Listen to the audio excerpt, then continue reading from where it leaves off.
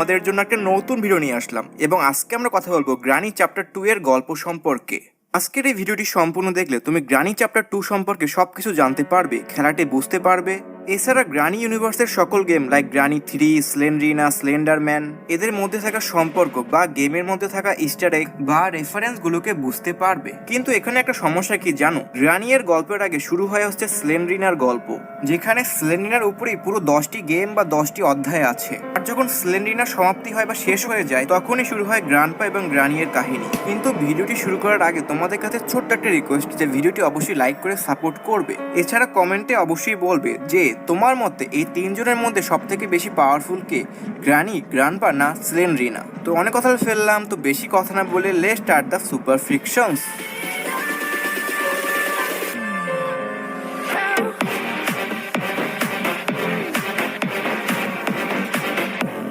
তো গল্পে শুরু হয় স্লেন্ড্রিনা চ্যাপ্টার 10 থেকে, যেখানে শেষ হয়েছিল স্লেন্ড্রিনার কাহিনী।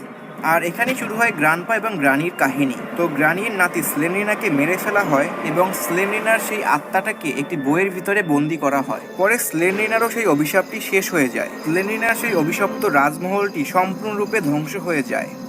কিন্তু গ্রানি এবং গ্রান্ডপা তার পরিবারকে বাঁচানোর জন্য সবকিছু করতে পারে। তারা কোনো মতে স্লেন্ড্রিনার সেই বাড়ির ধ্বংসস্তূপ থেকে স্লেন্ড্রিনার সেই অভিশপ্ত বই এবং টেডি বিয়ারটিকে বের করে। এছাড়া সেই ধ্বংসস্তূপের মধ্যে গ্রানি এবং গ্রান্ডপা আরও খুঁজে পায় তাদের মেয়ে অ্যাঞ্জেলিনকে, আরও স্লেন্ড্রিনার হাজবেন্ড নাস ফেরাটোকে। এছাড়া স্লেন্ড্রিনার বাচ্চাকেও গ্রান্ডপা এবং গ্রানি খুঁজে পায়। এরপরে গ্রানি তার মেয়ে অ্যাঞ্জেলিনকে তার নিজের বাড়িতে বন্দি করে রাখে, কারণ সে একদম পাগল হয়ে গেছে। অপরদিকে গ্রান্ডপা তার বাড়িতে নস ফেরাটো বা স্লেন্ড্রিনার হাজবেন্ডকে বন্দি করে রাখে, কারণ সে মনে করে এই অভিশাপের জন্য হয়তো দায়ী নাস ফেরাটো। আর এই কারণেই আমরা নস ফেরাটোকে গ্রান্ডপার বাড়িতে বন্দি অবস্থায় দেখতে পাই। এরপরে গ্রানি এবং গ্রান্ডপা তাদের মিশনে লেগে যায়। আর এই মিশনটি ছিল স্লেন্ড্রিনা সেই অভিশপ্ত কালো জাদুর বইটির সাহায্যে তার পুরো পরিবারকে ঠিক করা বা অভিশাপ মুক্ত করা। কিন্তু এই ব্ল্যাক ম্যাজিক করার জন্য হিউম্যান স্যাক্রিফাইসের প্রয়োজন। আর এই কারণে গ্রানি এবং গ্রান্ডপা সাধারণ মানুষকে কিডন্যাপ করতে শুরু করে। আর এই ডায়েরিটির কারণেই আমরা স্লেন্ড্রিনাকে গ্রান্ডপার বাড়িতে দেখতে পেতে পারি। তো গল্প শুরু হয় গ্রানির বাড়ি থেকে। গ্রানি চ্যাপ্টার 1-এ যে লোকটি পালিয়ে যায় গ্রানির বাড়ি থেকে, সে কোনো মতে পুলিশকে ফোন দিয়ে গ্রানির বাড়ির লোকেশন বলে দেয়। আর বলার কিছুক্ষণ পরই গ্রানি তাকে আবার ধরে ফেলে। অপরদিকে পুলিশ তার বাহিনী নিয়ে গ্রানির বাড়িতে চলে আসে, কিন্তু গ্রানি তার বাড়িতে নেই। গ্রানি পুলিশদেরকে ভয় পায় না, কিন্তু গ্রানির বাড়িতে অলরেডি একটা কিডন্যাপ করা মানুষ ছিল। অপরদিকে গ্রানি চায় না তার ব্ল্যাক ম্যাজিক করার সময় তাকে এসে কেউ বাধা দিক। এই কারণে পুলিশ থেকে বাঁচার জন্য গ্রানি প্রথমে সেই লোকটাকে বেহুশ করে ও পরে গ্রানির বাড়িতে থাকা সেই গাড়িটিকে ঠিক করে সেটার সাহায্যে কিডন্যাপ করা মানুষটিকে গ্রান্ডপার বাড়িতে নিয়ে আসে, কারণ গ্রান্ডপার বাড়িটা অনেক বেশি নিরাপদ এবং অনেক বেশি সিকিউরিটি আছে।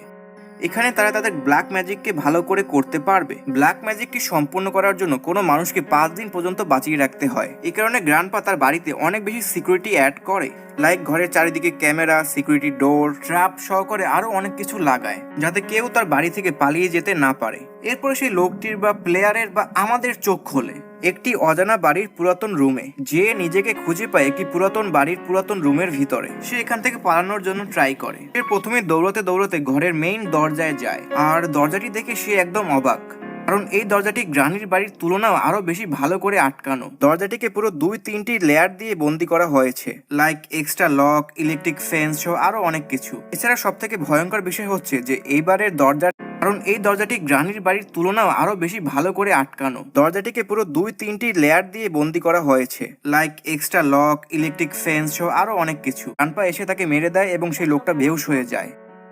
দ্বিতীয় দিন সেই লোকটির চোখ খোলে এবং সেই লোকটি বুঝতে পারে যে সে এই বাড়িতে বন্দি এবং এই বাড়িতে একটি নয় পুরো 2টি রাক্ষস আছে। এরপরে সে আস্তে আস্তে পুরো বাড়িটাকে ঘুরে দেখে। পুরো বাড়িটি ছিল একটি বন্দি জেলের মতন, যেখানে এক রাক্ষসী গ্রানি ঘুরে বেড়ায়। অপরদিকে শয়তান গ্রান্ডপা পুরো বাড়িতে ক্যামেরার মাধ্যমে নজর রাখে। এছাড়া পুরো বাড়িতে ছড়িয়ে ছিটিয়ে আছে বিভিন্ন রকমের ট্র্যাপ এবং মনস্টার। এবং সে আস্তে আস্তে বুদ্ধি করতে থাকে যে সে কিভাবে এখান থেকে পালাতে পারবে, কারণ সে জানে 5 দিনের মধ্যে যদি সে এখান থেকে পালাতে না পারে তাহলে গ্রানি এবং গ্রান্ডপা তাকে মেরে ফেলবে।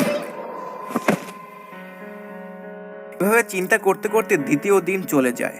তৃতীয় দিন সে বুঝতে পারে যে এই বাড়ি থেকে পালানোর জন্য তার 3টা রাস্তা আছে। ঘরের মেইন দরজার সকল চাবি খুঁজে বের করে সেই দরজা থেকে পালানো যেতে পারে। বাড়ির বেসমেন্টে একটা নৌকা আছে, সেই নৌকাটাকে যদি আমরা ঠিক করতে পারি তাহলে আমরা সেখান থেকে পালাতে পারবো। অথবা তৃতীয় রাস্তা, সব থেকে কঠিন রাস্তা, ঘরের ছাদে একটি পুরাতন হেলিকপ্টার আছে, সেটাকে মেরামত করতে পারলে এখান থেকে পালানো যেতে পারে। পরে সেই লোকটা কোনো মতে আস্তে আস্তে সাহস করে সকল রাস্তায় ট্রাই করতে থাকে। এরকম সে যদি খুঁজতে খুঁজতে দরজার চাবি পায় তাহলে সে দরজা খোলার ট্রাই করে। আবার যদি নৌকা বা হেলিকপ্টারে কোনো পার্টস পায় তাহলে তা আস্তে আস্তে মেরামত করতে থাকে। আর এসব কাজ করার সময় সেই লোকটা গ্রান্ডপার অনেক সিক্রেট জেনে যায় স্লেন্ড্রিনার ডায়েরি থেকে। যেরকম সে জানতে পারে কিভাবে স্লেন্ড্রিনার পুরো পরিবার অভিশপ্ত হয়ে গেল। পুরো সেই লোকটি আরো খুঁজে পায় যে গ্রান্ডপা নসফেরাটো নামে একটি রাক্ষস ভ্যাম্পায়ারকে তার বেসমেন্টে বন্দি করে রেখেছে। তারপরে স্লেন্ড্রিনার সেই রাক্ষসী বাচ্চা যে এখন অনেক বড় হয়ে গেছে। এছাড়া আরো আছে গ্রান্ডপার একটি রাক্ষসী পেট, যার কাছে গেলে সেইটি তোমাকে মেরে ফেলবে। হ্যাঁ, আমি আপনার ডিগ্রিও দেখছি, তারপর তো আপনার আমি ভিডিও দেখি।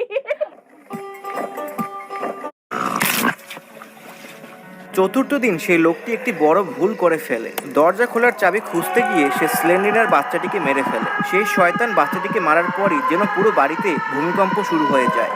এটা ছিল স্লেন্ড্রিনার বাচ্চা। সেই লোকটি এটা জানতো না। বাচ্চাটিকে মারার পরই স্লেন্ড্রিনার আত্মাটি অনেক রেগে যায়। পুরো বাড়িতে ভয়ঙ্কর একটি কান্নার আওয়াজ ছড়িয়ে ছিটিয়ে যায়। অপরদিকে গ্রানি এবং গ্রান্ডপার চোখ দুটি লাল হয়ে যায়, তারা যেন একদম পাগল হয়ে গেছে আমাকে মারার জন্য। সেই লোকটি যতই লুকিয়ে থাকুক না কেন, গ্রানি এবং গ্রান্ডপা তাকে খুঁজে বের করে এবং অনেক মারে। সম্পূর্ণরূপে মেরে ফেলে না, কারণ তারা জানে এই লোকটার তাদের প্রয়োজন। এখন পর্যন্ত গ্রান্ডপার বাড়িতে 5 দিন হয়ে যায় এবং এটাই ছিল তার শেষ দিন। আজকের দিনে যদি সেই লোকটি এখান থেকে না পালাতে পারে তাহলে গ্রান্ডপা এবং গ্রানি মিলে তাকে মেরে ফেলবে। এরপরে সেই লোকটি কোনো মতে সকল চাবি সংগ্রহ করে মেন গেটটি খুলে ফেলে এবং সেখান থেকে পালিয়ে যায়।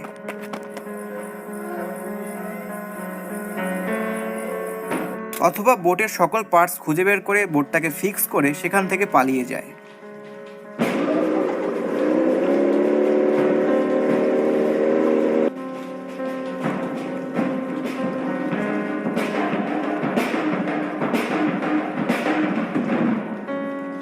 অথবা 3 নাম্বার রাস্তা, যেটা অনেক কঠিন রাস্তা, বাড়িতে থাকা সেই পুরাতন হেলিকপ্টারকে ঠিক করে সেই বাড়ি থেকে পালিয়ে যায়।